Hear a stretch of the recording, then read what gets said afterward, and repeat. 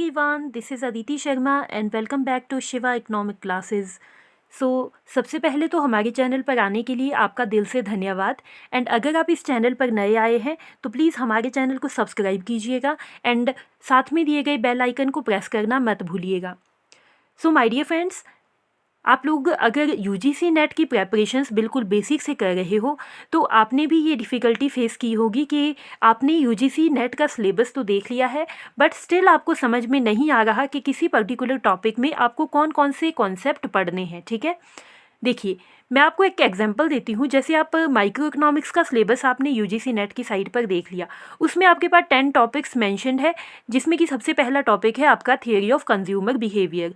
अब आपको ये तो पता है कि कंज्यूमर बिहेवियर थियरी आपने पढ़नी है, लेकिन ये पता नहीं है कि कंज्यूमर बिहेवियर के अंदर कौन कौन से टॉपिक्स आपको पढ़ने हैं। ठीक है, तो आज मैं वही बात आपको बताने जा रही हूँ कि माइक्रो इकोनॉमिक्स में आपको कौन कौन सी चीज़ें पढ़नी है। स्पेशली कंज्यूमर बिहेवियर थियरी की हम सबसे पहले बात करेंगे कि कंज्यूमर बिहेवियर थियरी में आपको कौन कौन सी चीज़ों का पता होना चाहिए। ठीक है, तो मैंने आपको पिछली वीडियो में बताया था कि मैं अपने चैनल पर आप लोगों के लिए कंप्लीट नोट्स लेकर आने वाली हूँ इन फॉर्म ऑफ पीपीटीज़। तो आप अपनी सेल्फ नोट्स बना सकते हो इन पीपीटीज़ की हेल्प से। तो सबसे पहले हम अपना कंज्यूमर बिहेवियर थियरी को डिस्कस करेंगे, इसीलिए आज मैं आप लोगों को सबसे पहले ये बताने वाली हूँ कि कंज्यूमर बिहेवियर में हम क्या क्या पढ़ने वाले हैं या फिर कौन कौन से टॉपिक्स आपके UGC net point of view से कंज्यूमर बिहेवियर थियरी में इंपॉर्टेंट है। ठीक है, तो प्लीज़ वीडियो को स्टार्ट करने से पहले मेरी आपसे रिक्वेस्ट है कि आप वीडियो को पूरा देखिएगा ताकि आपको अच्छे से चीज़ें समझ में आ सके। ठीक है, आज डिस्कस करते हैं what to study in micro economics for UGC NET. देखिए सबसे पहले माइक्रो इकोनॉमिक्स में आपके पास 10 कॉन्सेप्ट्स शामिल है। 10 आपके पास इसमें टॉपिक्स लगे हैं, जिसमें सबसे पहला है आपके पास theory of consumer behaviour, then है theory of production and cost, then है decision making under uncertainty attitude towards risk, then है गेम्स थियरी। गेम्स थियरी में आपके पास स्पेशली आता है नॉन कोऑपरेटिव गेम्स एंड उसके बाद आता है आपके पास market structure and market structure में आपके पास perfect competition, monopoly, monopolistic competition, oligopoly, ये सारे कॉन्सेप्ट आपको अच्छे से पता होने चाहिए। एंड उसके बाद आता है आपके पास फैक्टर प्राइसिंग, देन है जर्नल इक्विलिब्रियम एनालिसिस, देन है एफिशिएंसी क्राइटेरिया जिसमें आपके पास Pareto optimality and Kaldor Hicks criteria शामिल है। उसके बाद आता है आपके पास फैक्टर वेलफेयर इकोनॉमिक्स एंड जिसमें आपके पास fundamental theorem and social welfare function का कॉन्सेप्ट आता है। ठीक है, उसके बाद आता है आपके पास असिमेट्रिक इन्फॉर्मेशन जिसमें आपको adverse selection and moral hazard का पता होना चाहिए। एंड अब हम बात करते हैं कि हमारी कंज्यूमर बिहेवियर में आपको कौन कौन से टॉपिक्स का पता होना चाहिए।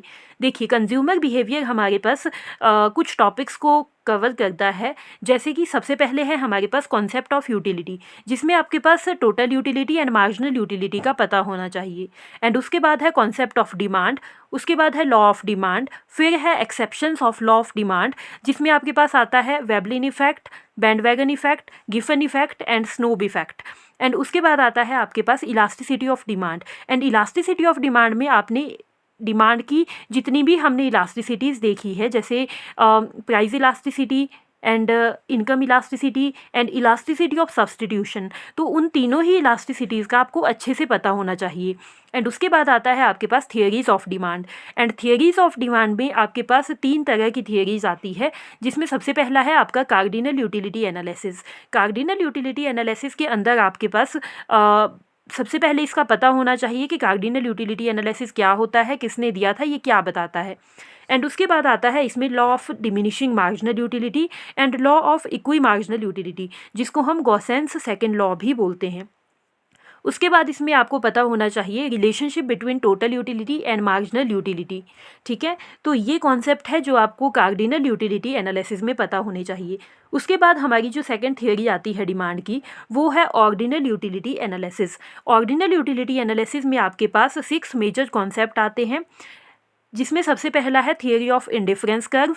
इसमें इंडिफरेंस कर्व की शेप, इंडिफरेंस कर्व की प्रॉपर्टीज़ आपको अच्छे से पता होनी चाहिए। एंड उसके बाद आता है आपके पास concept of budget line, price consumption curve या और इनकम कंजप्शन कर्व। ठीक है, उसके बाद आता है कंज्यूमर इक्विलिब्रियम एंड फिर आता है कंपनसेटेड डिमांड कर्व। उसके बाद मोस्ट इम्पॉर्टेंट टॉपिक है आपका price effect, income effect and substitution effect. उसके बाद आता है आपका टाइप्स ऑफ गुड्स। जो ये types of goods and price effect, income effect and substitution effect है, ये आपके पास इंटर रिलेटेड है। कहने का मतलब ये है कि इसमें क्वेश्चन आपके हमेशा यूजीसी नेट के एग्ज़ाम में 2 से 3 क्वेश्चन पूछे जाते हैं एंड इसके क्वेश्चन कुछ इस तरीके से पूछे जाते हैं कि जो आपके गिवन गुड्स है या फिर जो आपके सब्सटीट्यूशन गुड्स है, उनके ऊपर price effect, income effect and substitution effect कैसे काम करता है। ठीक है, तो ये बात आपको अच्छे से पता होनी चाहिए, इसकी क्लैरिटी आपको बहुत अच्छे से होनी चाहिए।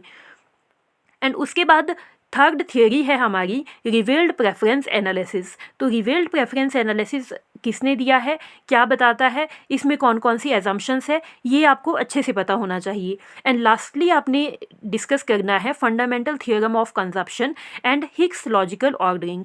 तो ये थे कुछ कॉन्सेप्ट जो आपको कंज्यूमर बिहेवियर थियोरी में पता होने चाहिए to qualify your UGC NET examination. So आज की वीडियो में बस इतना ही, मिलते हैं अपनी नेक्स्ट वीडियो में। तब तक के लिए all the best and thank you so much for watching the video. And if you like the video so please like, share and subscribe the channel.